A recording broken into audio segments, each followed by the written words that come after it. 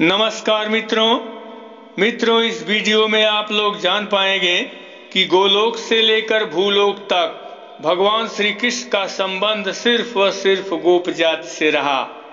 इसके साथ ही आप लोग यह भी जान पाएंगे कि भगवान श्री कृष्ण के जितने भी सगे संबंधी थे उनका भी संबंध सिर्फ व सिर्फ गोप जाति से ही रहा, चाहे वे गोलोक के हों या भूलोक के, जिसमें आप लोग गोलोक के श्री कृष्ण और गोपों के साथ ही भूलोक के श्री कृष्ण और गोपों को विस्तार पूर्वक जानेंगे कि उनमें क्या अंतर है और क्या समानताएं हैं।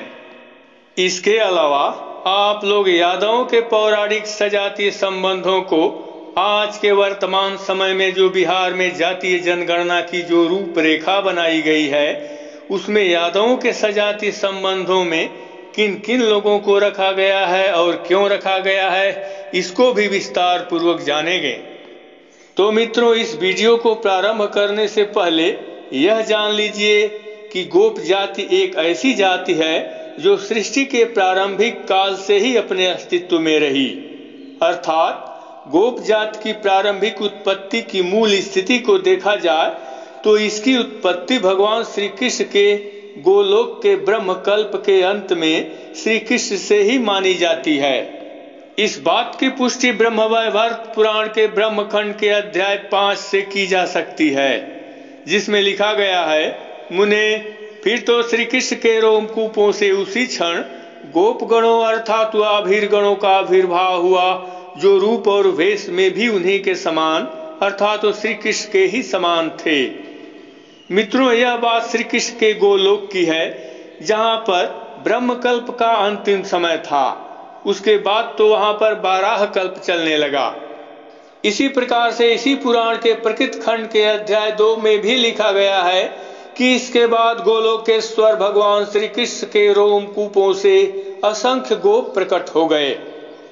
अवस्था, तेज, रूप, गुण, बल और पराक्रम में वे सभी श्री कृष्ण के ही समान प्रतीत होते थे और श्री कृष्ण द्वारा गोपों को उत्पन्न किए जाने के कारण ही श्री कृष्ण को गर्ग संहिता के गोलोक खंड के अध्याय 59 के श्लोक संख्या 30 में उन्हें गोपकृत अर्थात नूतन ग्वालों का निर्माण करने वाला कहा गया है। फिर आगे यह हुआ कि परम प्रभु श्री कृष्ण ने उन गोपों को अपना पार्षद बना लिया। इसके बाद श्री राधा के रोमकूपों से बहुत सी गोपांगनाएं प्रकट हुई और वे भी श्री राधा के समान जान पड़ती थीं।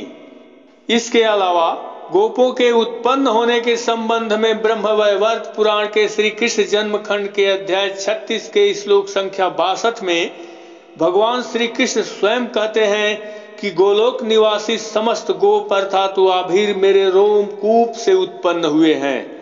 और जब यह बात स्वयं श्री कृष्ण कहे हैं तो इससे बड़ा सत्य और क्या हो सकता है।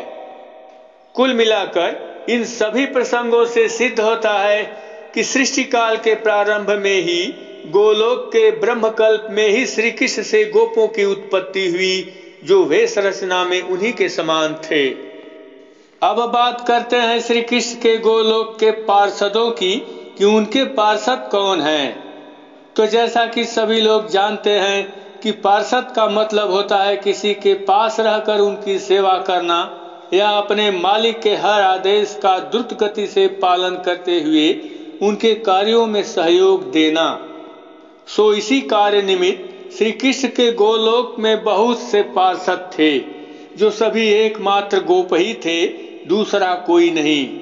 इस बात की पुष्टि ब्रह्मवैवर्त पुराण के प्रकृत खंड के अध्याय 2 से उसी समय होती है जब गोलोक में श्री कृष्ण के रोमकूपों से असंख्य गोप प्रकट हुए, जो अवस्था, तेज, रूप, गुण, बल और पराक्रम में श्री कृष्ण के ही समान थे।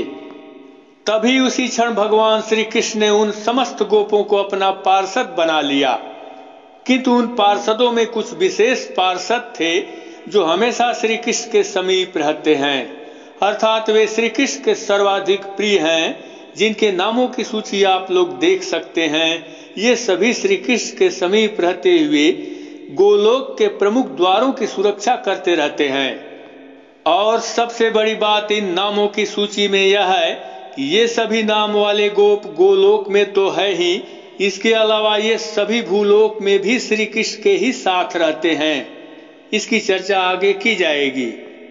इसके अलावा श्री कृष्ण के गोलोक में नदियों में विरजा नदी, वनों में वृंदावन, वृक्षों में कदम और सभी भौतिक परिस्थितियां जिस स्थिति स्थान विशेष में हैं, वे सभी भूलोक में भी हैं। इस बात की पुष्टि ब्रह्मवैवर्त पुराण के श्री कृष्ण जन्म खंड के अध्याय 17 से होती है, जिसमें लिखा गया है कि पूर्व काल में श्री कृष्ण ने श्री राधा की प्रीति के लिए गोलोक में वृंदावन का निर्माण किया था। फिर भूतल पर उनकी क्रीड़ा के लिए वह प्रकट हुआ। वह वन उस प्राचीन नाम से ही वृंदावन कहलाने लगा। उसी तरह से गोपों के अलावा गोपियां भी श्री राधा की पार्षद हैं, जो अपने नामों से गोलोक और भूलोक दोनों में एक ही नाम से चिर परिचित हैं, जैसे श्री राधा, सतचंद्रानना इत्यादि इत्यादि। मित्रों, अब हम लोग यह जानेंगे कि श्री कृष्ण के लोक और भूलोक के गोप गोपियों सहित गोकुल और वृंदावन में रहने वाले गोपों के मानवीय संबंध कैसे थे, अर्थात गोलोक के गोप और भूलोक के गोप गोपियों सहित भगवान श्री कृष्ण सहित उनमें कितना अंतर है। तो इस बात को जानने से पहले यह जानना होगा कि गोलोक के स्वामी भगवान श्री कृष्ण भूलोक पर अपने गोप गोपियों के साथ कब और क्यों आए। तो मित्रों, बात गोलोक के उस बाराह कल्प की है और उसी समय भूलोक पर द्वापर युग था। उसी समय समस्त देवता पृथ्वी के भार को दूर करने के लिए गोलोक पहुंचकर भगवान श्री कृष्ण से अनुनय विनय किए। तब भगवान श्री कृष्ण अपने संपूर्ण अंशों के साथ समस्त गोप गोपियों सहित भूलोक पर आने को तैयार हुए। इस बात की पुष्टि ब्रह्मवैवर्त पुराण के श्री कृष्ण जन्मखंड के अध्याय 6 से होती है, जिसमें देवताओं के निवेदन पर श्री कृष्ण ने कहा, देवताओं, मैं पृथ्वी पर जाऊंगा, अब तुम लोग भी अपने स्थान को पधारो और शीघ्र ही अपने अंश से भूतल पर अवतार लो। ऐसा कहकर जगदीश्वर श्री कृष्ण ने अपने गोपों और गोपियों को बुलाकर मधुर, सत्य एवं समयोचित बातें कही। गोपों और गोपियों, सुनो, तुम सब के सब नंदराय जी का जो उत्कृष्ट व्रज है, उस व्रज में अवतार ग्रहण करो। और राधिके, तुम भी शीघ्र ही विश्वान के घर पधारो। इतने में ही करोड़ों गोप गोपियों का समूह वहां आ पहुंचा और श्री कृष्ण को प्रणाम कर उनके बताए हुए स्थान को चले गए। तब उसी समय भगवान श्री कृष्ण भी मथुरा में जा पहुंचे और देवकी एवं वसुदेव जी के पुत्र रूप में अवतीर्ण हुए। मित्रों, यहाँ पर ध्यान देने वाली बात यह है कि जितने भी नाम वाले गोप गोपियां गोलोक में हैं, वे सभी नाम के गोप गोपियां भूलोक पर भी हैं। जैसे वीरभान, चंद्रभान, विषभान, सुदामा, श्रीदामा आदि गोपों के साथ ही गोपियों में श्री राधा, सतचंद्रानना, कलावती इत्यादि इत्यादि। किंतु मित्रों, भूलोक के गोपों में कुछ ऐसे भी गोप हैं जो श्री कृष्ण के गोलोक के नहीं हैं, जैसे नंदराय सहित उनकी पत्नी यशोदा तथा वसुदेव और उनकी पत्नी देवकी। ये कुछ ऐसे महान गोप हैं जो केवल भूलोकवासी ही हैं और भगवान श्री कृष्ण अपनी लीला का प्रारंभ इन्हीं गोपों के यहाँ से करते हैं। अर्थात काल चक्र के अनुसार भगवान श्री कृष्ण भूलोक के द्वापर युग में इन्हीं के यहाँ बार बार जन्म लेकर पृथ्वी का भार हरण करते हैं। इस बात की पुष्टि ब्रह्मवैवर्त पुराण के प्रकृत खंड के अध्याय 49 से होती है, जिसमें लिखा गया है कि प्रजापति द्रोण नंद हुए और इनकी पत्नी धरा यशोदा हुई। उसी क्रम में महर्षि कश्यप वसुदेव हुए थे। उनकी पत्नी अदिति अंशतः देवकी के रूप में अवतीर्ण हुई थी। और प्रत्येक कल्प में जब भगवान अवतार लेते हैं, देव माता अदिति तथा देव पिता कश्यप उनके माता पिता का स्थान ग्रहण करते हैं और यही क्रम बार बार समय चक्र के अनुसार चलता रहता है और भगवान श्री कृष्ण भी बार बार इन्हीं के यहाँ पुत्र रूप से अवतीर्ण होते रहते हैं। और भगवान श्री कृष्ण अपने समस्त गोप गोपियों के साथ भूलोक पर अवतीर्ण होकर पृथ्वी के भार का हरण कर कुछ गोपों को यहीं पर छोड़कर गोलोक को पुनः चले जाते हैं। फिर इन्हीं बचे हुए गोपों के यहाँ भगवान श्री कृष्ण अपने समस्त गोपों के साथ पृथ्वी के द्वापर युग में बार बार अवतीर्ण होते रहते हैं। इस बात की पुष्टि ब्रह्मवैवर्त पुराण के श्री कृष्ण जन्मखंड के अध्याय 128 से होती है, जिसमें भगवान श्री कृष्ण गोलोक जाते समय अपने समस्त गोपों से स्वयं कहते हैं, हे गोपगण, हे बांधव, तुम लोग सुख का उपभोग करते हुए शांति पूर्वक यहाँ वास करो, क्योंकि प्रिया के साथ बिहार सुरम्य रास मंडल और वृंदावन नामक पूरी वन में श्री कृष्ण का निरंतर निवास तब तक रहेगा जब तक सूर्य और चंद्रमा की स्थिति रहेगी। मित्रों, यहाँ तक तो बात ठीक है, किंतु यहीं पर कुछ लोगों को वसुदेव और नंद बाबा को लेकर यह भ्रम हो गया होगा कि जब वसुदेव और नंद बाबा श्री कृष्ण के गोलोकवासी गोप नहीं है तो भूलोक पर वे गोप हैं या कोई और। तो इसका भी समाधान अवश्य होना चाहिए, नहीं तो हमेशा के लिए भ्रम बना रहेगा। तो इस संबंध में मैं सबसे पहले वसुदेव जी के बारे में बताऊंगा कि ये वास्तव में कौन हैं, जिनके पुत्र रूप में श्री कृष्ण प्रत्येक कल्प की समाप्ति पर भूलोक में बार बार जन्म लेते हैं। इसके बाद तो मैं नंद बाबा को भी बताऊंगा। तो वसुदेव जी के बारे में लगभग सभी पुराणों में बताया गया है कि महर्षि कश्यप ही वसुदेव हुए। जैसा कि ब्रह्मवैवर्त पुराण में ऐसा ही लिखा गया है कि महर्षि कश्यप ही वसुदेव हुए थे और उनकी पत्नी देव माता अदिति देवकी के रूप में अवतीर्ण हुई थी। तब फिर प्रश्न उठ सकता है कि महर्षि कश्यप वसुदेव अवश्य हुए, किंतु इसका मतलब ये तो हुआ नहीं कि वे गोप थे। तो इस संबंध में हरिवंश पुराण के हरिवंश पर्व के अध्याय 55 के श्लोक संख्या 32 से 33 में लिखा गया है, जिसमें ब्रह्मा जी महर्षि कश्यप को शाप देते हुए कहा, महर्षि कश्यप ने अपने जिस अंश से गौओं का अपहरण किया है उस अंश से वे पृथ्वी पर जाकर गोप हो गए। अब यहीं पर दो बातें सिद्ध होती हैं। पहली यह कि महर्षि कश्यप एक ऋषि हैं जिनका संबंध श्री कृष्ण के गोलोक से नहीं है और न ही ये अब तक गोप हैं, किंतु इन्हें ब्रह्मा जी के शाप से भूतल पर गोप होना पड़ा, अर्थात इन्हें वसुदेव के रूप में गोप कुल में जन्म लेना पड़ा। साथ ही उनकी पत्नी अदिति को भी वसुदेव की पत्नी के रूप में जन्म लेना पड़ा। यह ब्रह्म सत्य है, क्योंकि ऐसा सब कुछ होने के लिए ब्रह्मा जी का ही शाप था।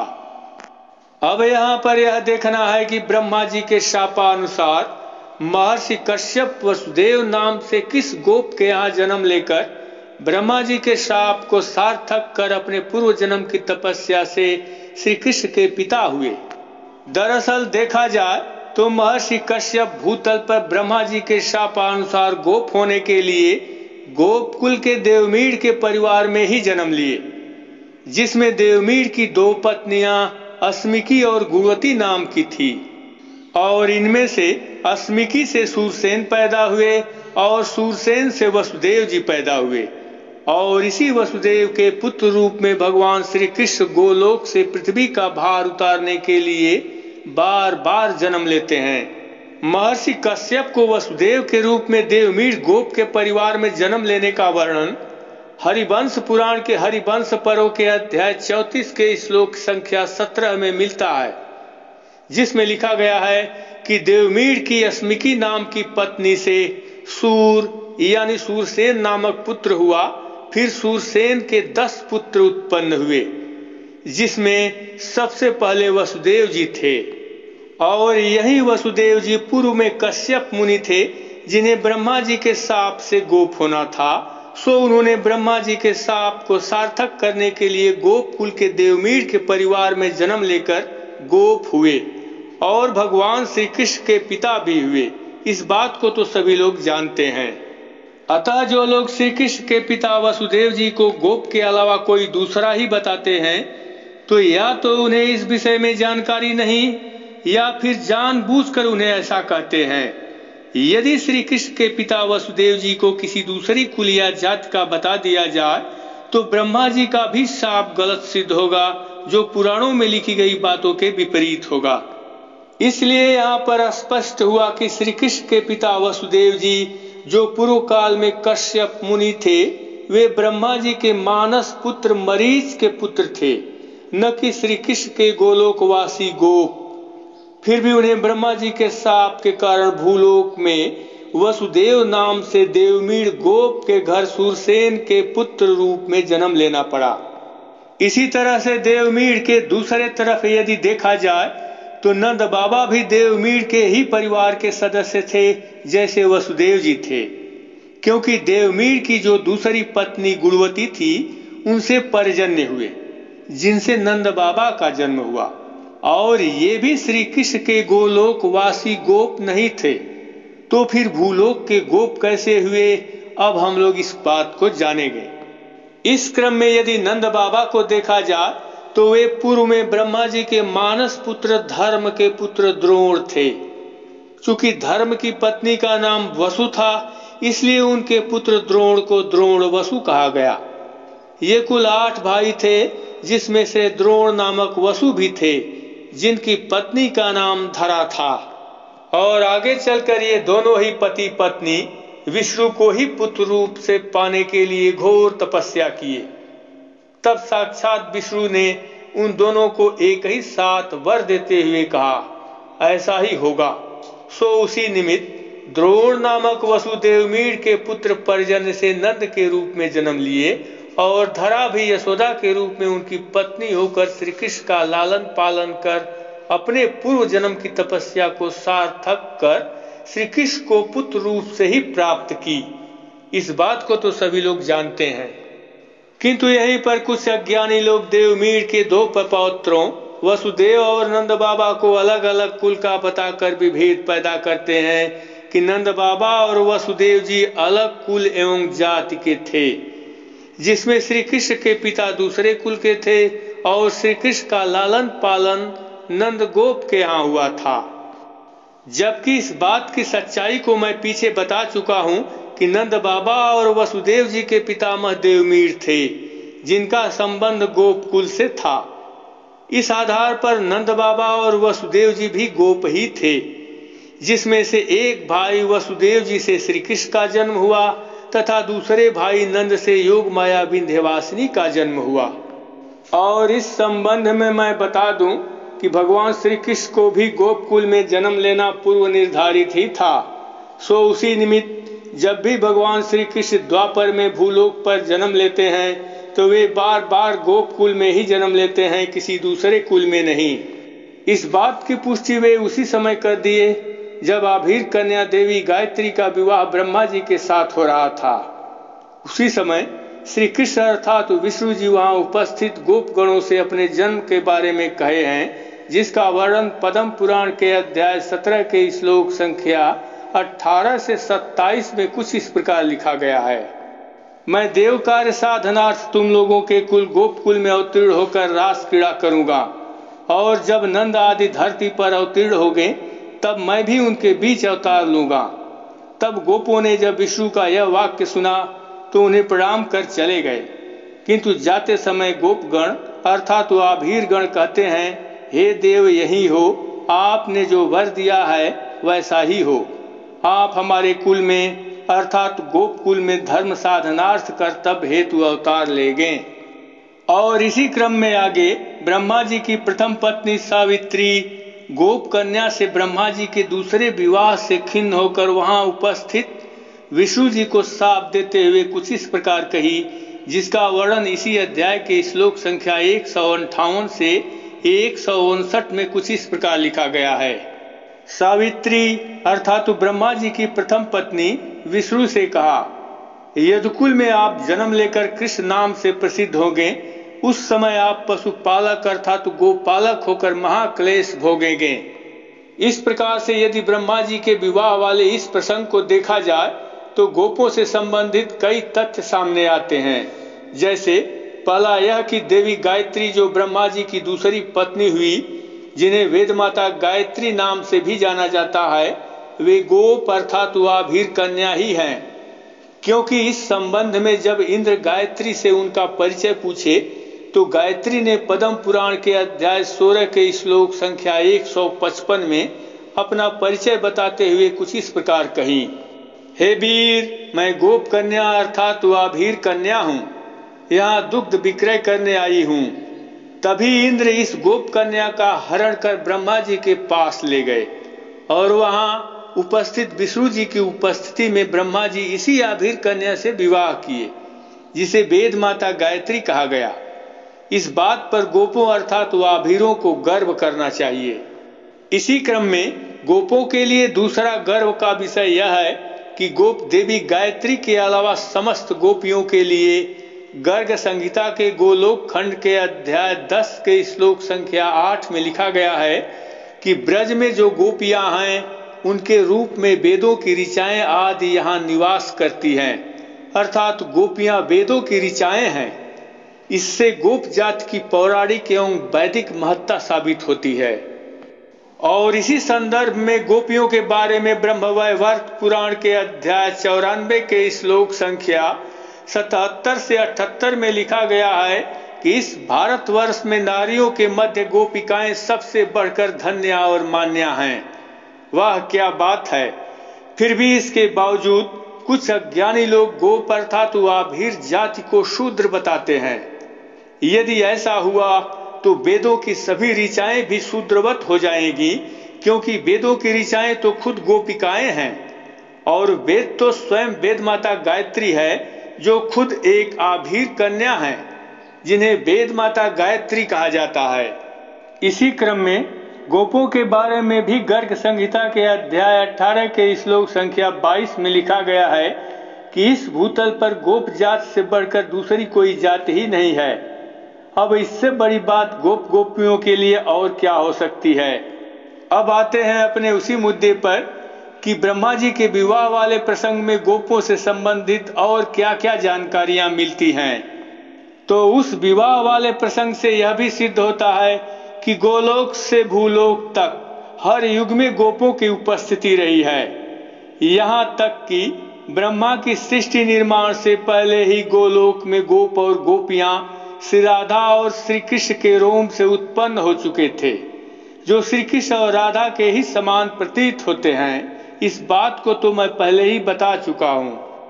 और जब भी भगवान श्री कृष्ण भूलोक पर द्वापर युग में अवतार लेते हैं तो वे अपने पूर्व निर्धारित अर्थात शाप और आश्वासन के बीच और उन्हें सार्थक करने के लिए वे गोपकुल में ही बार बार जन्म लेते हैं। इसके प्रमाण को तो मैं पीछे बता चुका हूँ।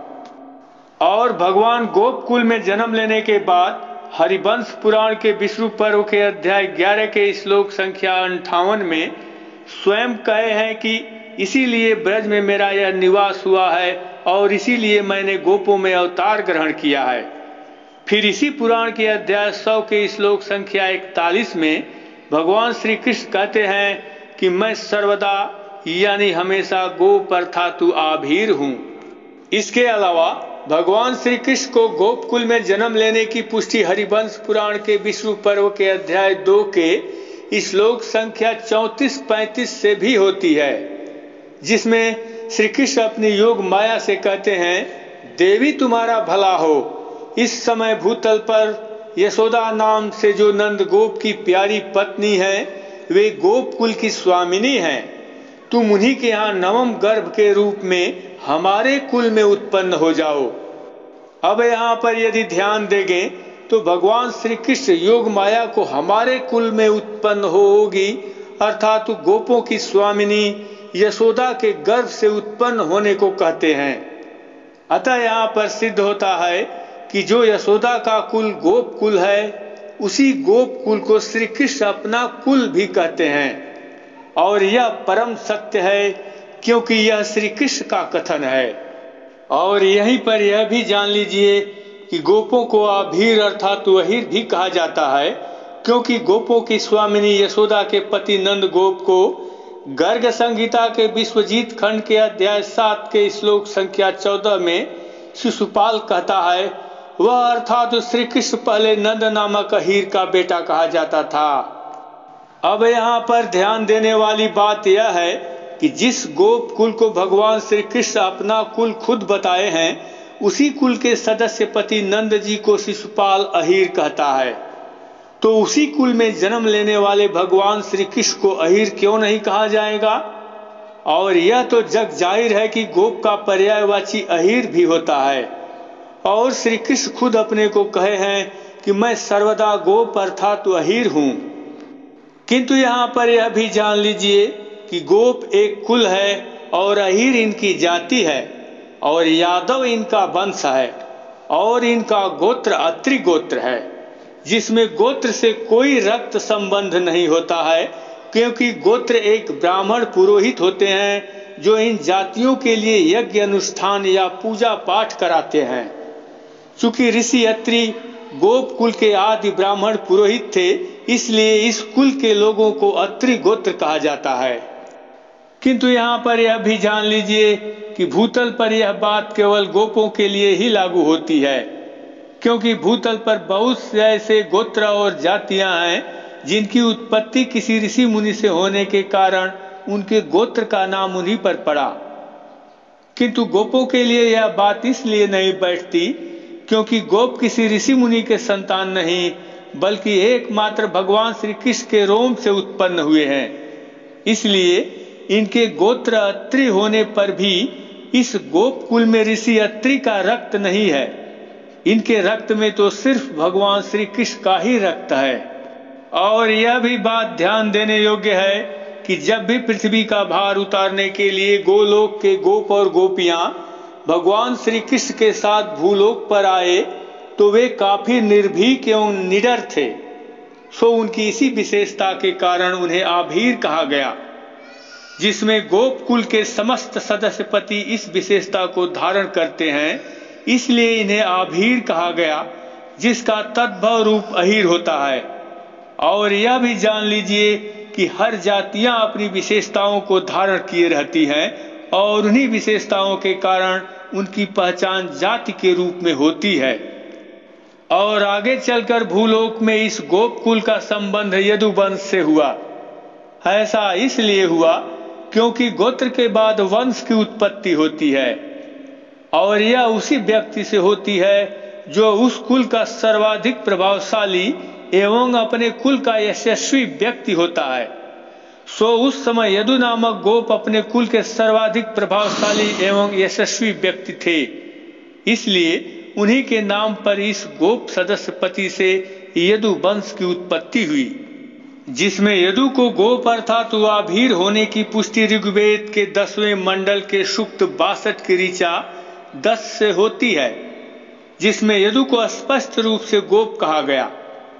अतः इसी गोप सदस्य पति यदु से यदु वंश की उत्पत्ति हुई, जिसके समस्त सदस्य पति गोप हैं।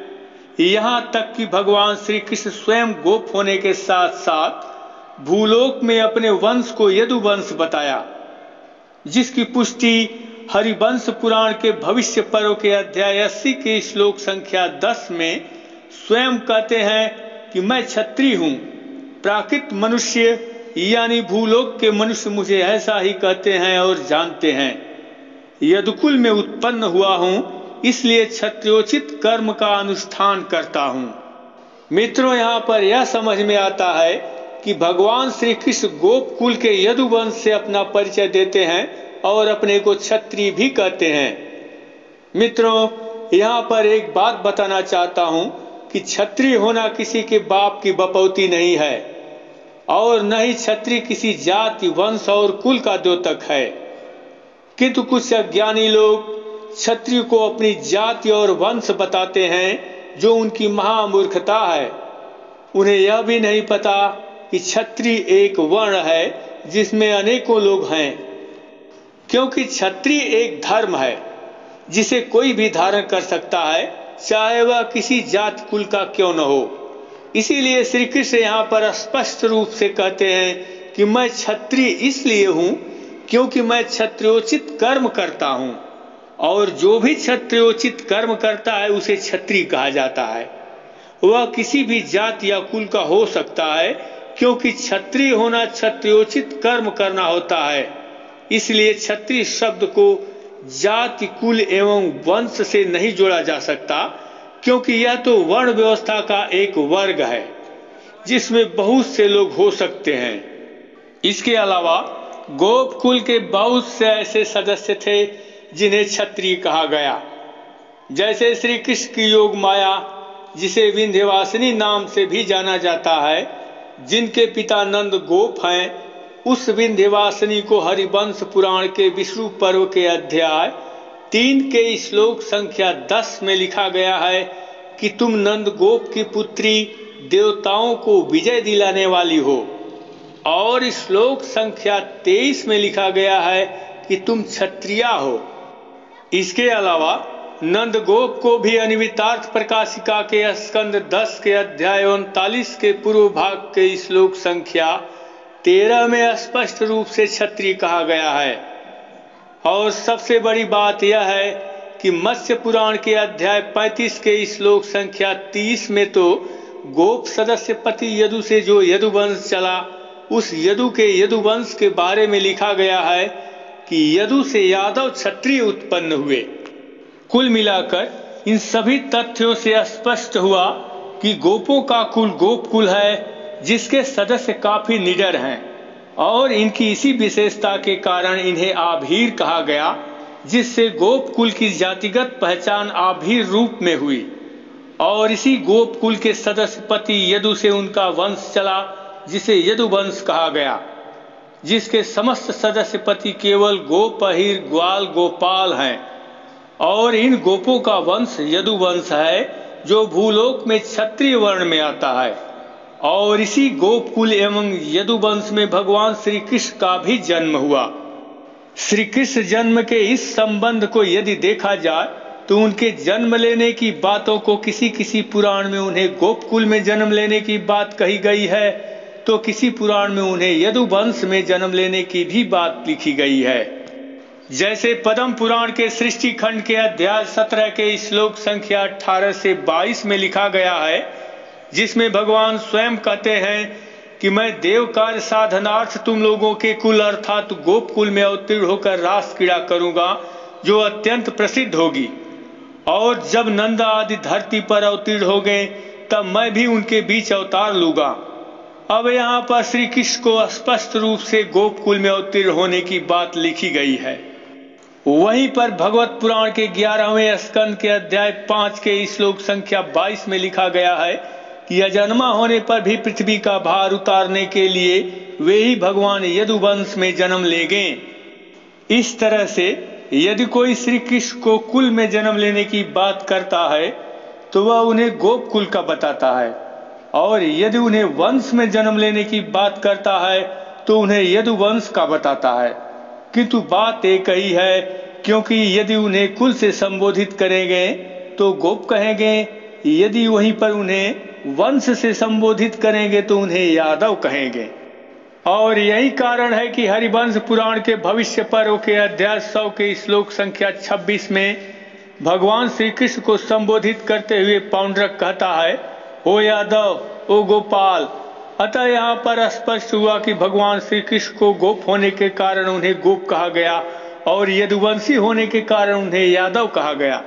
मित्रों, कुछ लोगों को नंद बाबा को यदुवंशी होने से शक होता है, किंतु उन्हें भी यदुवंशी होने का प्रमाण भगवत महापुराण के प्रथम स्कंद के अध्याय 14 के श्लोक संख्या 32 से 33 में होता है, जिसमें युधिष्ठिर अर्जुन से पूछते हैं कि भगवान श्री कृष्ण के सेवक सुतदेव, उद्धव आदि दूसरे सुनंद, नंद आदि प्रधान यदुवंशी जो भगवान श्री कृष्ण और बलराम के बाहुबल से सुरक्षित हैं, सब के सब कुशल हैं ना।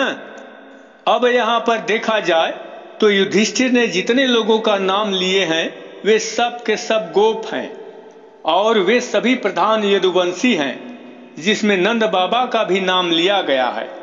अतः नंद को लेकर किसी को यह भ्रम न हो कि वे यदुवंशी नहीं थे। और इस बात को मैं पहले ही बता चुका हूं कि वसुदेव जी और नंद बाबा के पितामह देवमीर थे। अतः नंद बाबा और वसुदेव जी आपस के भाई थे, जो एक ही परिवार के सदस्य पति थे।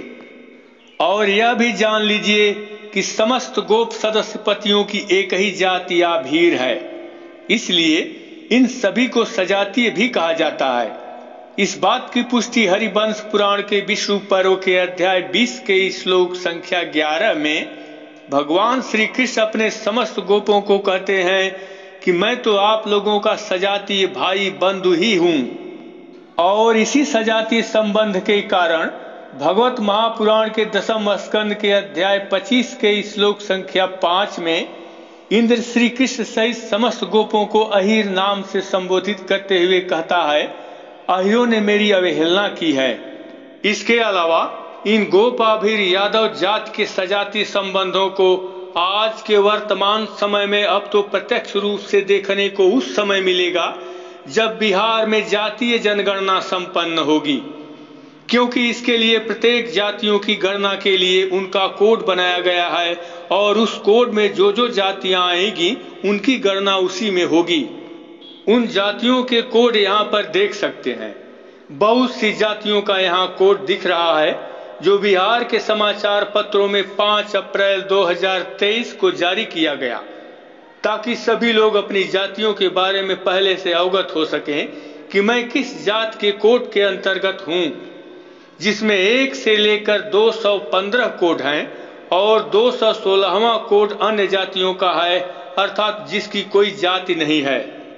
इन जातियों में देखा जाए तो ब्राह्मणों का कोड 128 है, कायस्थ का कोड 22 है और राजपूत का कोड 171 है। और इसमें सबसे बड़ी बात यादवों के लिए यह है कि इस यादव जाति का कोड 167 है, जिसमें 7 जातियां ग्वाला, गोरा, घासी, मेहर, अहीर, सदगोप या गोप, लक्ष्मी नारायण और गोला शामिल हैं। अब इनको यदि पौराणिक संदर्भों से भी देखा जाए तो ये वही जातियां हैं जिनका वर्णन सजातीय अर्थात एक जाति वर्ग समूह में किया जाता है। उसी के हिसाब से यहाँ पर भी उन्हें एक जाति समूह में रखा गया है।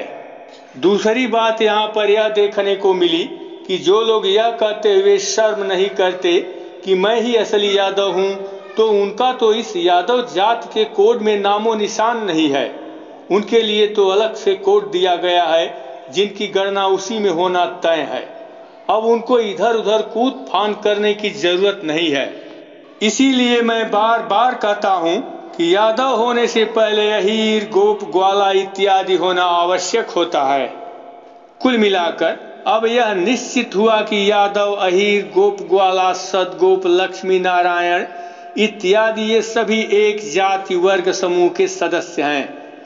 और यहाँ पर यह भी देखने को मिला कि इस यादव समूह की जातियों में लक्ष्मी नारायण नाम की भी जाति है।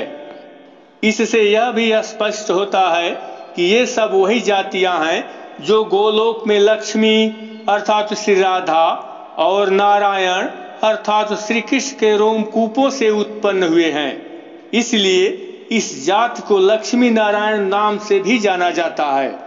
इस बात को मैं पहले ही पुराणों के आधार पर बता चुका हूँ। तो मित्रों, गोपों के इस सजातीय संबंधों वाला यह वीडियो कैसा लगा अवश्य बताइएगा। फिर मिलेंगे दूसरे वीडियो के साथ। तब तक के लिए नमस्कार।